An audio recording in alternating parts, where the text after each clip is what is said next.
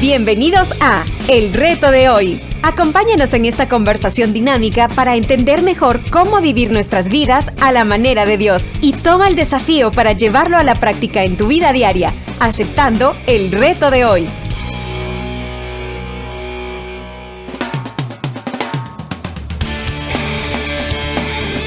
Hola, ¿qué tal? ¿Cómo están? Somos Julio e Iván Contreras y te damos un enérgico saludo de fin de semana. ¿Cómo estás, Julito? Viernes, Eso. Estamos en viernes, entonces un saludo de viernes, Sí. viernes. Estoy contento de estar terminando una semana buena, Sí. agradecido con el Señor de terminar una semana buena y pensando en el terrible caso de los cristianos tropiezos. El terrible caso de los cristianos tropiezos. Sí. Si Agatha Christie, que yo creo que quienes nos escuchen, no todos la conocen ya, pero era una escritora de novelas de misterio. Sí, hablaron de una gata cristiana, vieron ese.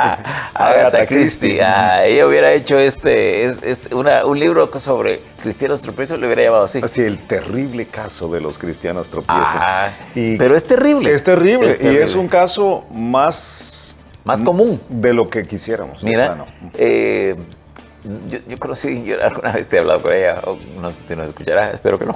Pero yo tuve una compañera de trabajo hace como 25 años que ella hacía mucho espaviento de su cristianismo. De su fe. Ajá, y de su relación con sus líderes.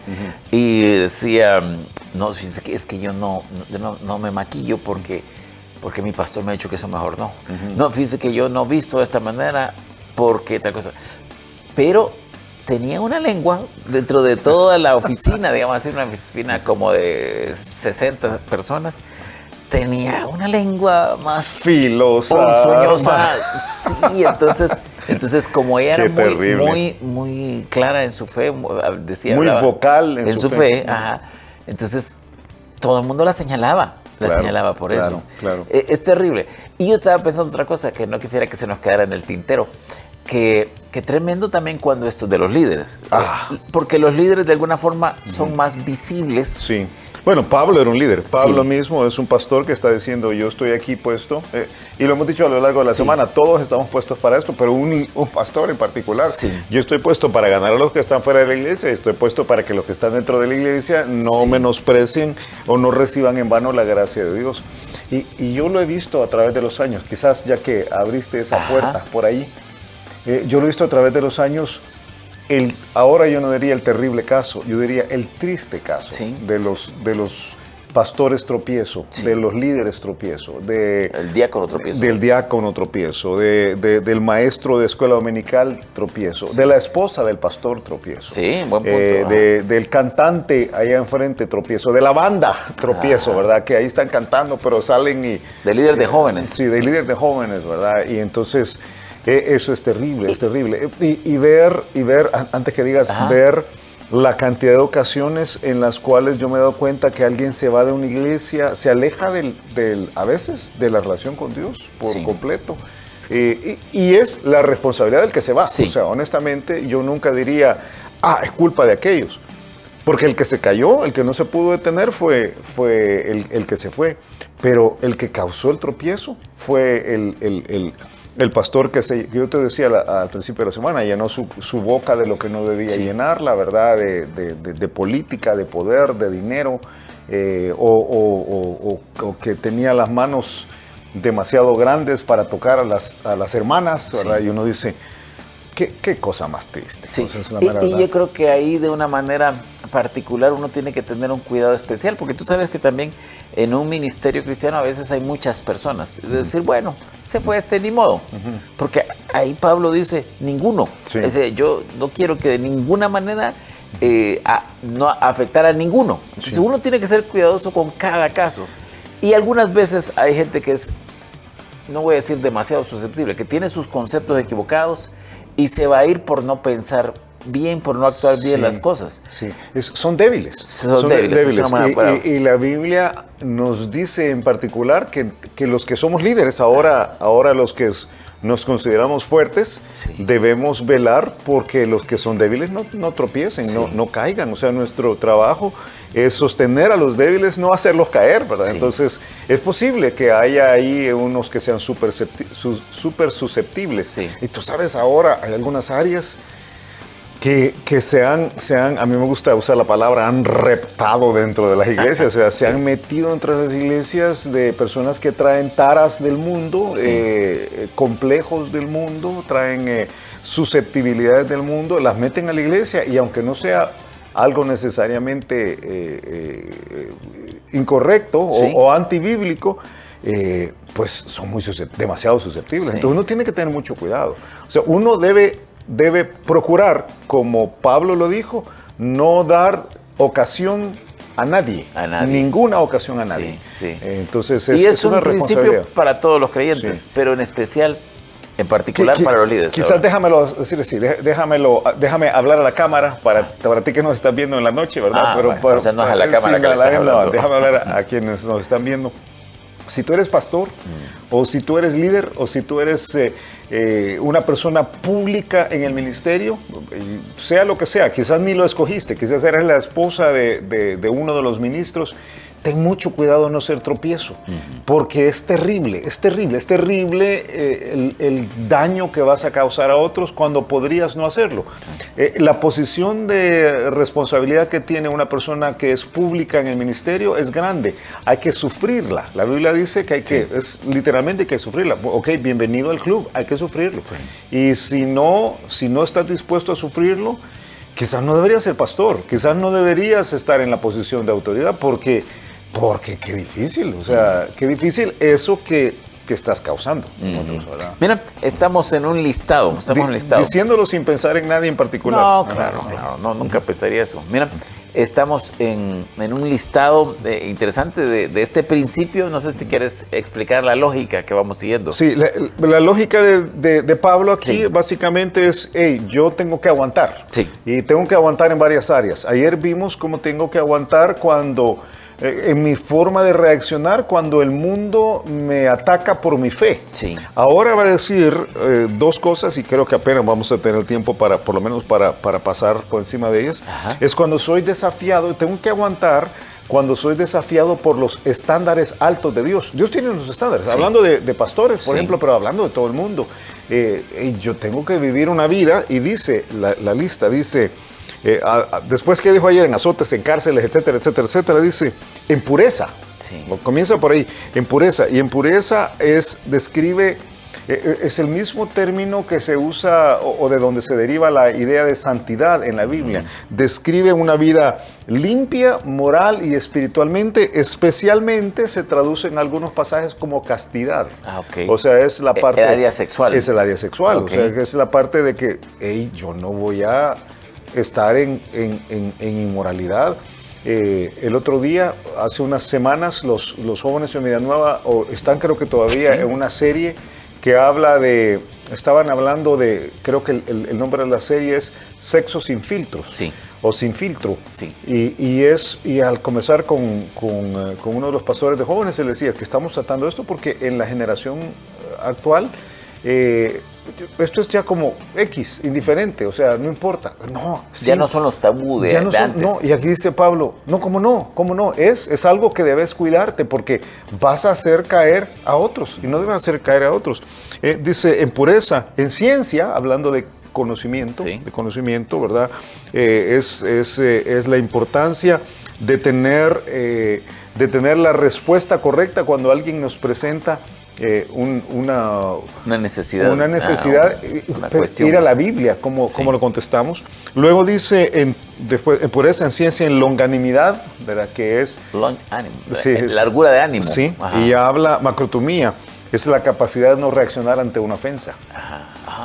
Ok. O sea, es que te chocan el carro y no salís con la espada desenvainada. O con la pistola en la mano. O con la lengua de fuera. Pero, o con el machete. Estate en tu vaina. O sea, es esa parte de decir, me dicen, yo he visto algunos cristianos que cuando los ofenden, abrió Troya. Se indignan y dice Pablo, hombre, sí que vamos a hacer tropiezo. O sea, así, Julio, hay que cuidarse el testimonio. No es tanto mi testimonio, vuelvo a lo mismo. Yo voy a hacer tropiezo para el evangelio. Esta persona a la que le salí con la espada desenvainada porque me dio el vuelto malo o porque me dijo una ofensa. esta persona pudiera terminar en el infierno. Sí. Entonces es mi responsabilidad no ser un tropiezo para ella. Si decide no seguir a Cristo, pues por lo menos que no sea por mí, ¿verdad? Y dice, en bondad, hablando de, por supuesto, hacer bien, en el Espíritu Santo, que es obvio, ¿verdad? En amor sincero. No es que tenemos la manifestación exterior hipócrita del amor. O sea, a veces es, yo te amo, me caes muy bien. No, es esa falta de egoísmo, ¿verdad? En palabra de verdad, por supuesto, Biblia, en poder de Dios, ¿verdad? Lo opuesto a descansar en el poder humano en este caso. Y luego finalmente dice, con armas de justicia, a diestra y a siniestra, mejor descritas como poderosas en Dios para la destrucción de fortalezas. Ahí un poco más adelante, 2 Corintios capítulo 10. Entonces tenemos la responsabilidad de hacer las cosas con los estándares que Dios pone. Dios pone. Entonces ha dicho, hey, sos tropiezo por cómo reaccionás con la manera en que el mundo ataca tu fe. Sos tropiezo o no sos tropiezo con la forma en la cual tú tratas de vivir. Los estándares que Dios ya colocó. Los estándares que Dios ya colocó. Pero voy a hacer una última cosa, y es, yo soy tropiezo o no soy tropiezo cuando veo los estándares, o no los estándares, los contrastes, voy a decir así, porque lo que viene aquí es una serie de contrastes, los contrastes de la carne. Los contrastes de la carne son tremendos, mira, dice ahí. Los contrastes de la carne. Yo creo que son contrastes, porque son contrastes los que vamos a tener aquí, y son contrastes específicamente que tienen que ver con nuestra carne. Ok. Fíjate, dice, por honra y por deshonra, por mala fama y por buena fama, como engañadores pero veraces, como desconocidos pero bien conocidos, como moribundos, mas aquí vivimos, como castigados, mas no muertos, como entristecidos, mas siempre gozosos, como pobres, mas enriqueciendo a muchos, como no teniendo nada, más poseyéndolo todo. Ok, es decir, me cuesta más comprenderlo. Sí. ¿Qué crees que refiere esto? Yo creo que todo esto son luchas contra el yo, voy a decir, si lo podemos poner ahí, ¿verdad? Cuando hablo de por honra y por deshonra, dice, unas veces se nos honra y otras veces se nos deshonra. Apela al orgullo, o sea, es una apelación al orgullo. Lo mismo es con mala fama y buena fama, ¿verdad? Interesante las palabras, disfemia y eufemia. Sí. Eufemia.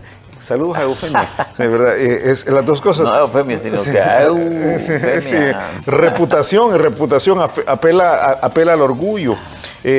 Nos tratan como mentirosos, eso es lo que dice, ¿verdad? Dice, como engañadores, o sea, nos tratan como mentirosos, pero nosotros somos veraces. O sea, nos tratan por deshonra, pero nosotros tenemos honra. Nos tratan por mala fama, pero realmente nuestra fama debe ser buena. Nos tratan como engañadores, pero nosotros somos veraces. Perdón, ¿está diciendo que nos tratan o nos ven de una forma incorrecta? Sí. No siendo eso. Exactamente. Entonces, ¿cómo reaccionas tú? Porque te entiendo, creo que te entiendo. O sea, te indignas porque a mí me está diciendo mentiroso. Pero a mí me está diciendo, yo soy trabajador. Sí, no, a mí me está desconociendo, parece como desconocidos, pero bien conocidos. O sea, no me digas que no me conoces, o sea, pero es esa parte de indignación. O sea, es humildad y mansedumbre. Por eso te decía, es apelación a la carne, apela a la carne. Es la forma como tú reaccionas cuando alguien está atacando directamente a tu carne.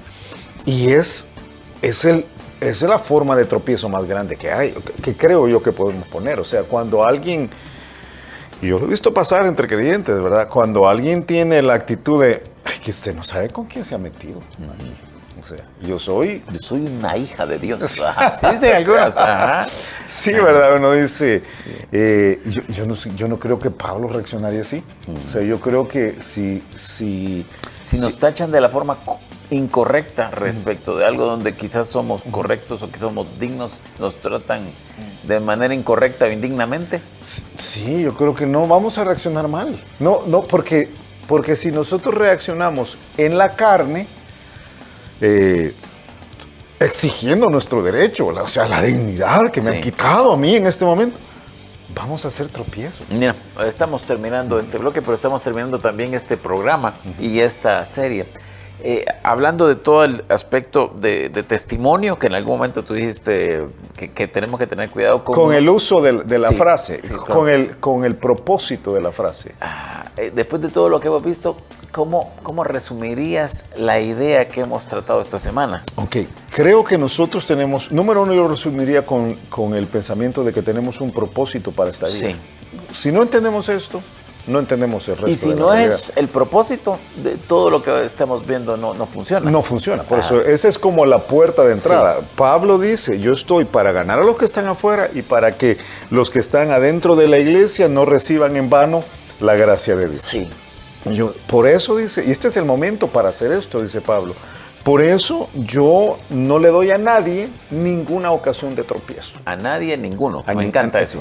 A nadie, ninguno. ¿Para qué? No para que yo salga bien, para que mi ministerio no sea vituperado, o sea, no sea ofendido, no pierda la validez, no deje de ser efectivo. Y para esto yo tengo que aguantar. No hay otra solución.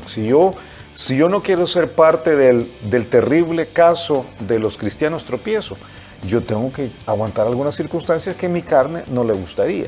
Tengo que aguantar cuando me ataquen mi fe. Tengo que aguantar cuando mi santidad se ve ofendida. Voy a decir, se ve desafiada. Se ve desafiada.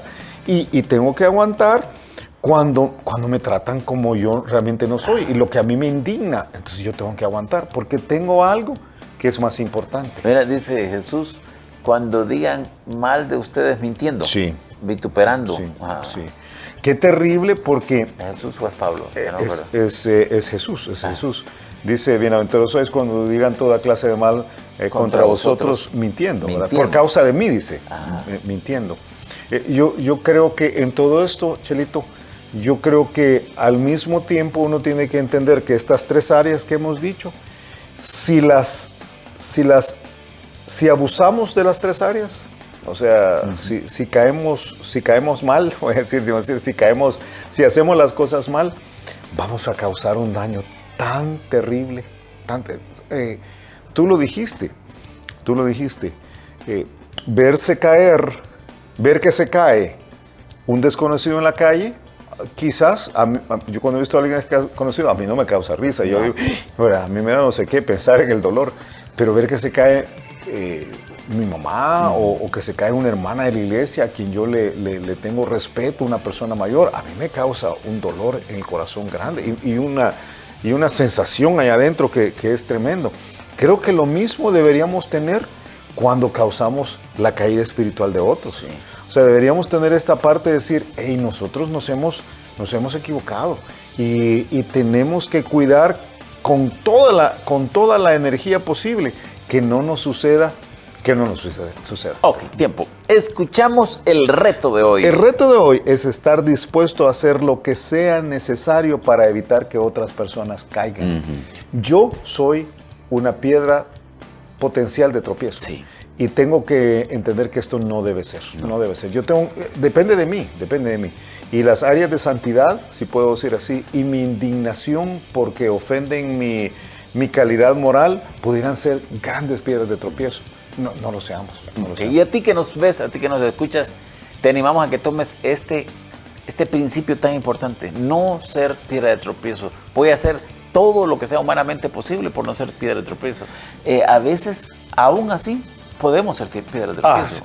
Es que es tan difícil. Sí. Es upomone. Volvemos a al mismo concepto. Esto, como he visto a través de la semana, es difícil. Es aguantar un montón y a veces uno no aguanta. Mira, algunas veces yo le digo a alguien, hablando de matrimonios complicados, si esto se va a romper, que no se rompa de tu lado. Entonces hay cosas que son difíciles y hay gente que va a caer de todos modos. Sí. Pero que no seamos nosotros los autores o los que provoquemos esto. Mira, se nos dio el tiempo. Estamos para ir a la iglesia este domingo. Queremos animarte a que vayas a la iglesia ahí donde Dios te ha puesto para no ser causa de tropiezo, ¿verdad? Y que vivas tu vida como Dios te para edificar, pide. Es lo contrario. Para edificar. Para que lleves a otros al conocimiento de la verdad y para que los que están dentro de la iglesia puedan crecer por ver tu vida. Y si no tienes iglesia, estás más que bienvenido a Vida Nueva. Nos encantaría tenerte con nosotros en alguna ocasión, cualquiera de los 5 campus acá en San Salvador, pero hay Vidas Nuevas por todos lados. Sí. Bogotá, Managua, San José, Costa Rica, San Pedro Sula, Guatemala, México y el norte de aquí de San Salvador también. Entonces, de El Salvador. De El Salvador, pero al norte de San Salvador. Sería buenísimo tenerte ahí con nosotros. Que pases un excelente fin de semana y nos escuchamos el lunes a la misma hora.